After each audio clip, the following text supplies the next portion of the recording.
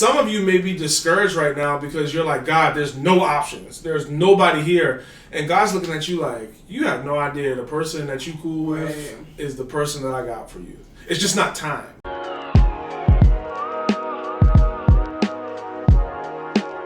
What's up, fam? Welcome back to our channel. My name is Tim. This is my beautiful wife, Pauline, and you're tuning in to another episode of the W Podcast where you get wisdom in the word with the We Learn. Hey, so we are so excited to have you back this week. We are still in our Storytime series where we're talking about things from our past, stories from our past, whether it's when we were dating, engaged, sometimes marriage. Today is actually low-key before we started even dating. So we're excited because this episode is, I think it's really going to encourage a lot of people.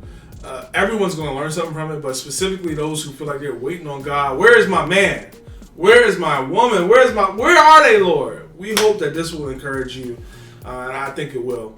We're going to talk about the time Pauline helped your boy get a job. Yes, that's right. Pauline helped me get a job. Now, let me say this. I didn't know you helped me get a job. She said, and honestly, I'll never know if this story is true. She could be making this. Gosh. I won't. You could be making this up. But why don't you set the scene? I'm not. Why don't you set the scene a little bit? So, since you did it. This was the summer before we started dating, right?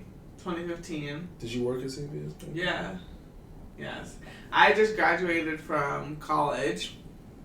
We went to the same college. I was a year ahead of Tim in school. So I had just finished school. I had this incredible summer job that I loved so much. It's one of the best jobs I've ever had. And a part of my job was to be a part of the hiring process. So we pretty much took over the residence halls. We went to a really large school, University of Maryland, College Park. And the department that I worked for ran the residence halls in the summer. So we needed a lot of staff to run the residence halls. There's like 40,000 plus people who go to University of Maryland. Not all of them stay on campus, of course, but a lot of them do. So we had 10 to 12 high-rise buildings. And by high-rise being almost 8 to 10. Well, that was just for summer camps, not for people living there. Well, it depends. They weren't all summer camps. It was every single time somebody or a program or a company wanted to. So we were low-key res life in the summer? Yeah. I didn't know. See how good employee I was. Ah! Yeah, so if you've been to college or you sit on campus at college, you know all about res life, residence life. That's the department that runs the residence halls on the college campus. So I didn't work for that one because the one that I worked for, we were in it during the summer. So when classes were not typically in session, at least not like the normal fall and spring semesters. So all I have to say, we needed to hire about 50 to 60 people each summer to help run all of the residence hall programs.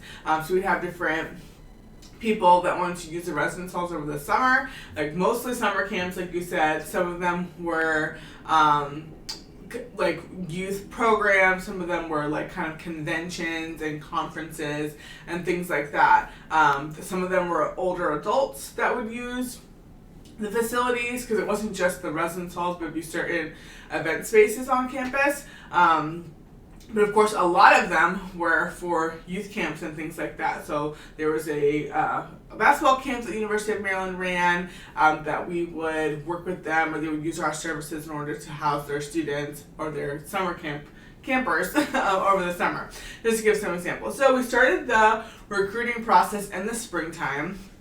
I was one of the managers there, and it was at this time, 2015, it was my second time working there. So I worked at the previous summer also as a supervisor, and then I got promoted. So the spring that I graduated, and the summer after I graduated, I was a manager. So I was actually over the supervisors. You were the highest ranking student. Yes, I was. And then we had professional staff above us that were older people who worked there full time. So it was a really great job, funnest. That's one of the most fun jobs I've ever had. Made some great friends there. One of my favorite bosses of all time was at that job. So anyway, just to set the scene. So it's spring 2015. One of the things that we do to recruit students to work for us in the summer was through a group interview. So we already gone through the group interview. That's how we hired the supervisor. So those would be the people that were directly under me, that would be on my team. That's the job that I had the previous summer before. So we'd already gone through that process. We had our supervisors. That's how I even knew about this job. Right. Because my best friend, shout out to Patty Chan, he got the job. Right. He crushed the group interview. Everybody loved him. I didn't even know that this type of job existed. And I didn't either. I wish I knew about it my freshman and sophomore year. I would never. Sadly, before Christ, because this was, well, I got this job when I was saved, but I wasn't saved that much before this. That much. I wasn't saved that much longer before this. Sadly, I was only saved for a year before this job. Anyway, I wasn't the hardest worker growing up. I just, was a little lazy. So I didn't have that many jobs before this. So how old were you on your first job? Why are you in my business? I just think we're talking about this as story time. Share with people. I worked all my life on my grind. We don't lie. 18 making more than your dad. That's what true I started. At all. Anyway, you off topic. I'm not. So my friend got the job and he got it a week before they were about to stop interviewing. So I interviewed literally the last week. So y'all had probably already hired most of the staff. Setting the scene so there wasn't many spots left for me anyway. Right, and I'm glad that you said that. So the way that it worked was we would open, so let's say we wanted to have all of our staff ideally before the semester ended. So if the spring semester ended in maybe the end of May, we wanted to have all of our staff committed by then. Or usually, the end of the spring when you're in college is when you're trying to figure out, or not trying to figure out, but you hopefully have your summer plan. So some people had internships, some people had jobs, people were traveling, whatever the case was. So we wanted to make sure all those spots were secure. Because sometimes it would happen where people would want to come on, they'd be in the earlier part of the interview process, and then they would get a job or an internship that aligned with their major, so then they would drop out, so some spots would open up. So we probably opened up interviews for the whole entire process the beginning of April. So we would interview at the same time the supervisors and just the regular student staff. So we have a good amount of people already, filling these spots. Because this job, working for this department was so great, a lot of people who, like me, who had worked there previously just came right back on staff. And you didn't have to interview, you just said I'm interested, you'd email the boss and say hey, I want to come back, and then they would let you back on, and then that's another spot gone. And we had a lot of returning, alumni staff because everyone loved their job so much. Because you got to stay on campus during the summer. Right, so you got free housing for the summer, which is super appealing because free anything is great, and then you get a paid job working on the campus that you love, and it's also mostly very flexible hours. A lot of the staff, you just work the front desk, and a lot of times it's just pretty much like the same way you would if you were at a hotel. You just answer people's questions, and it's not bad until it's bad. If something goes really, really bad, and then they would call us. They would call the supervisors and the managers to deal with some really higher up issues. So all I have to say, it was a highly competitive job, and it was one of the best kept secrets on the University of Maryland campus, if you ask me. So if you wanted to not go home for the summer and you wanted to have free housing, you just had to work there, honestly, a couple of hours per week. And some people had it worked out that they had internships other places, and they'd only work graveyard shifts at CNDS, which is the overnight. Yeah. So it was kind of people had kind of a system going that worked for them. So it was a highly competitive job. So let's move to me. Okay, so let's move to Tim. So at this point, we had already done the group interviews. Like he said, his best friend Patrick had landed the job as a supervisor. He actually became a manager. So he was on the same level that I was, just in a different part of the department. And like I said, Patrick blew it out the water. Everybody loved him. He has a great personality. Just easy shoo-in, right? So now we're at the point where I have all my staff together. I have all the people that I'm working with. And we have to decide, okay, we maybe have 3 or 4 spots left on our team to fill the staff, right? So I guess what Patrick had told you about the job. He told me about the job, and I was like, bruh, like, I never heard of this. Like, I get to stay on campus. I don't got to go back to Marshall's, because that's where I worked the summer before. So, yeah, like, let me do that. The pay was probably the same. I don't remember, but... And it was honestly an easier job, don't you think? Like, easier in the sense of, Marshall... It's just a better job. You get to be on college campus. You get to continue... It's more independent. It's just better. So... I'm sure I looked it up, Googled it, whatever, saw that they were still interviewing the last week. So I hurried up, booked the interview, went to the interview, and this is where... Yeah. So he came to the office for his... I wasn't there the day you weren't there the day I interviewed, right? Yes, I was. You were there? Yes. Oh. You just couldn't interview me. Right. So Tim had come to the office. So one of the other great things you about remember this seeing job, me? yes, I'm about to tell a story. My bad. So one of the other great things about this job was when you were a manager or supervisor, you got to do office hours during the spring semester, which was more money. So you didn't have to wait until the summer to start working. Is basically what I'm saying.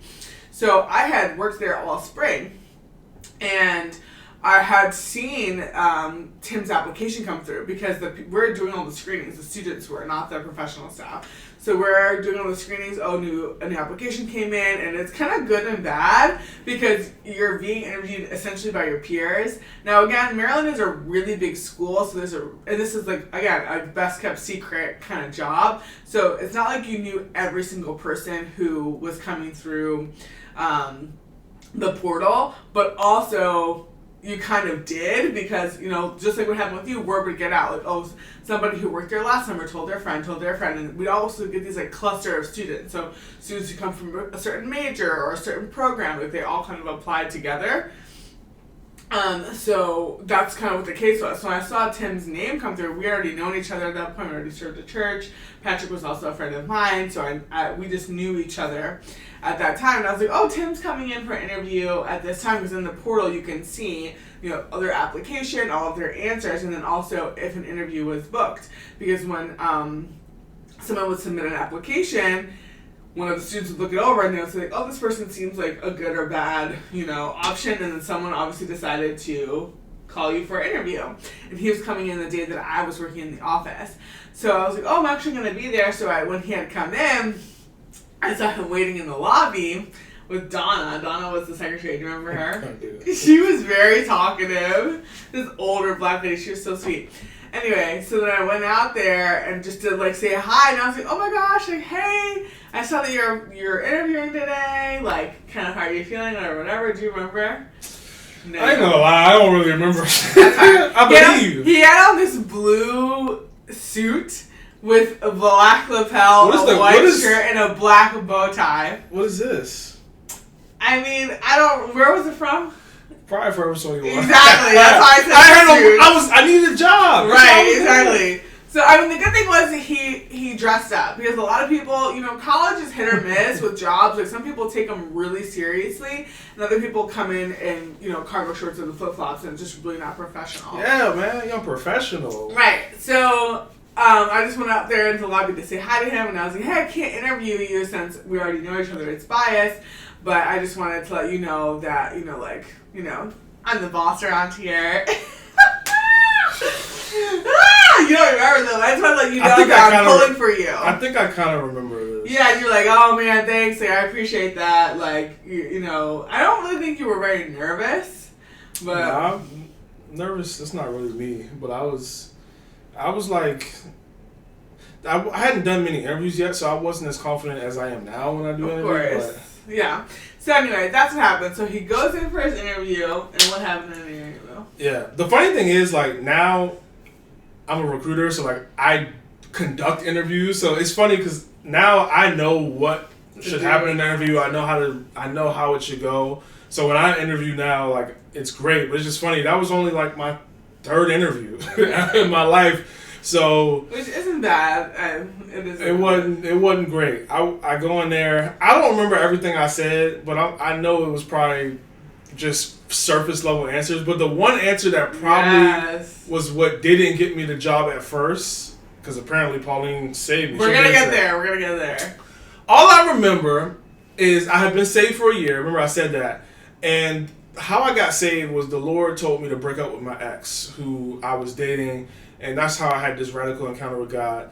You can actually check out our story if you haven't seen it. Yeah, we'll link the video. But anyway, I break up with her. So I get in the interview. That was a year before this interview. I get in the interview. They say, what's the biggest thing you've had to overcome in your life? Or what's the biggest accomplishment you had in your life? Yes, it was accomplishment. The word was your biggest accomplishment. And I said my biggest accomplishment in life was breaking up with my girlfriend.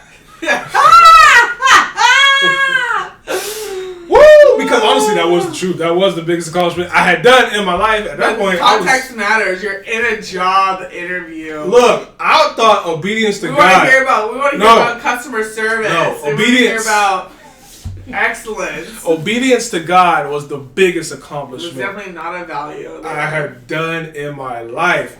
So that was my answer. It probably was choppy and just not great. On top of the fact that that type of answer isn't what they're looking for. Right. So the interview happens. I don't go to the interview. This is maybe like a Tuesday or something. Because like, if I can remember correctly, I did like a Monday. I did like a Tuesday, Thursday, Friday schedule back then for office hours. But anyway, so that happened like a Tuesday.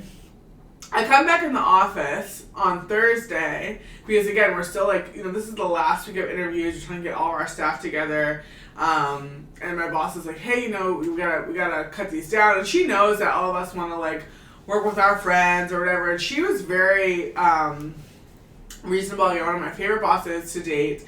And her mindset was, you are the one who has to work with these people. So like when you choose, if you want to work with your friends, then great. But just make sure they're going to make your job not necessarily easier, but that they're going to be able to do the job that you need them to do, because if they don't, then they're going to make your job harder. So she worked with us. She chose her managers and her supervisors, and it was up to us to choose the staff that we're gonna work with us. So when I came back in on Thursday and I had seen the list, because the days, of course, that we all had different schedules, all of the managers, and there were these other 2 managers that were on my kind of level that were really good friends of mine who worked on days that I wasn't there. So if I only worked Tuesday, Thursday, Friday, there are people working, before I got there, and then days I wasn't there. So the people were having interviews all throughout the time. So we come in the office and kind of get caught up and like, okay, well, who's interviewed? What's the status? Is this like a hold? Is this a pass? Is this someone that we want to make an offer to? So when I came on Thursday, I looked at the roster, and we had a wait list again, because the people were like, oh, well, they're going to be the first runner-ups if somebody drops out, because, all of that whole thing. So I come in, and I already put Tim's name, like, on the list for someone who's going to make it.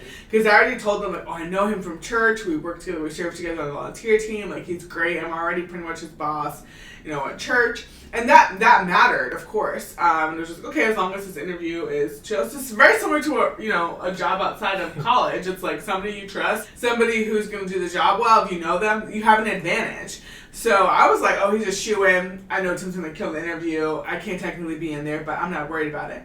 So I come on Thursday, and I see this man's name on the wait list. And I was like, excuse me, who moved this? So I go to my boss's office, and I'm like, hey, like, what happened with Tim Wheeler? Because I had him on the offer list, and now he's on the wait list.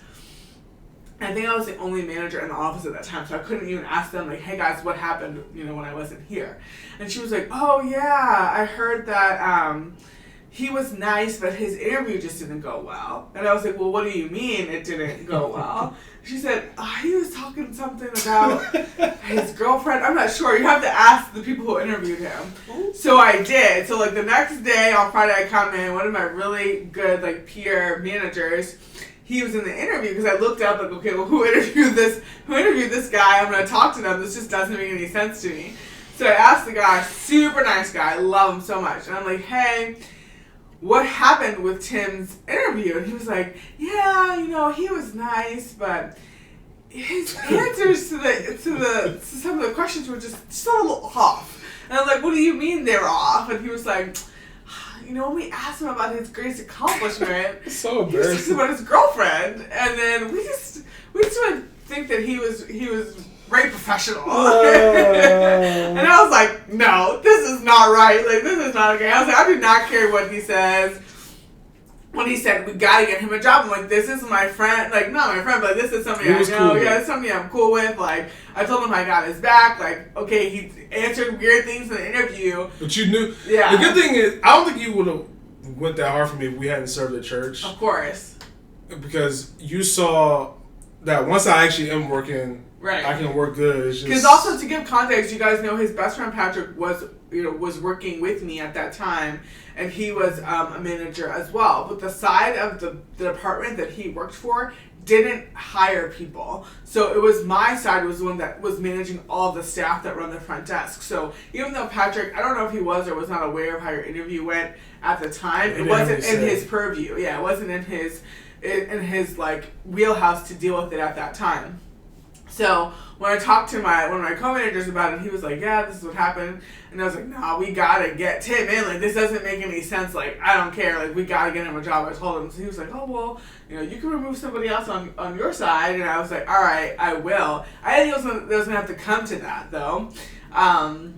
So you put somebody moved, for me? Yes, I did. And I put somebody else's name on the wait list for you and switched your names out. So that's how... That's love. That's love. That's how... I helped Tim get a job. He pretty much had it already, and then he lost it. And talking about his girlfriend. Bottom line is, don't talk about your personal life in that way, especially in a college interview. And that's actually a good lesson, because college is that weird time where, like, you're learning how to be professional. You don't always have opportunities, so... Bottom line, though, because I agree, don't do that. But bottom line is, like, God is the one that orders your steps. So even though I bombed that interview and they took my name off the list, because God wanted me to have that job, I got the job. And obviously it was very helpful that the person that was in charge was Pauline. But at the end of the day, God is the reason she had that job. So I'm just grateful because even the next summer after that, I ended up being a supervisor. So I did well once I got in. Right. But that's something that you need to remember. Like, as silly as that story is, like, please don't forget that God is ordering your steps. And I know for some of you, it's not a job that you're hoping to get or trying to make happen in your life, but it's probably you want to be in a dating relationship. And it can be frustrating because it's like, God, I went on the first date. God, we dated for 6 months. Like, I thought that was the person that didn't work out. And I think it's easy to get frustrated, but we just have to remember that God is the one that's ordering our steps. He's the one that's working things out. So even the things that we thought were going to work out don't. Right. They can. And also, another thing we want to highlight is how you never know who God has in your life and how God will want to use them. Not just the fact that Pauline got me a job, but at that time, we were not remotely close to being interested in each other romantically. As you can see, I was still tripping on my ex. She saw me as someone below her, Bro. So there was no way we thought we'd be here helping other people learn how to date.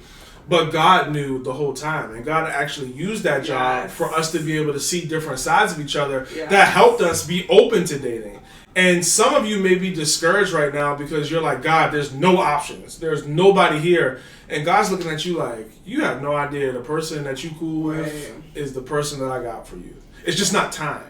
And I think that's hard because God sits outside of time. Yeah. But we in time. So we're like, God, like, it's been 5 years, 6 years, 7 years. Why am I not in a relationship? And you just have to trust God.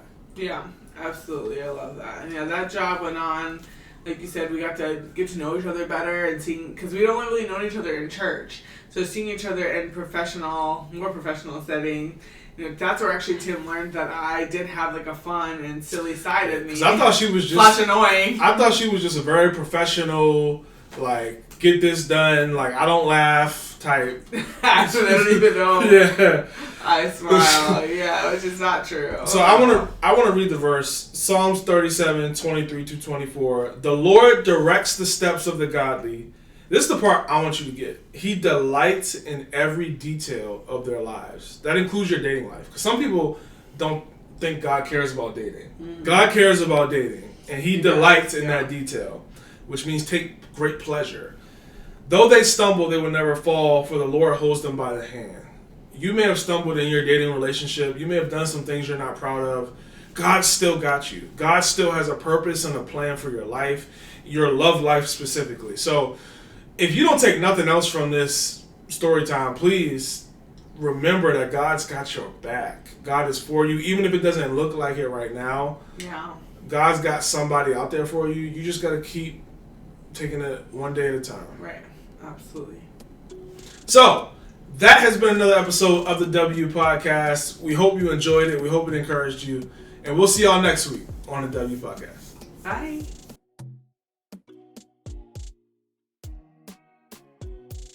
Thanks for watching this video. To get more Christian relationship advice, subscribe to our channel. And make sure you check out our other videos as well.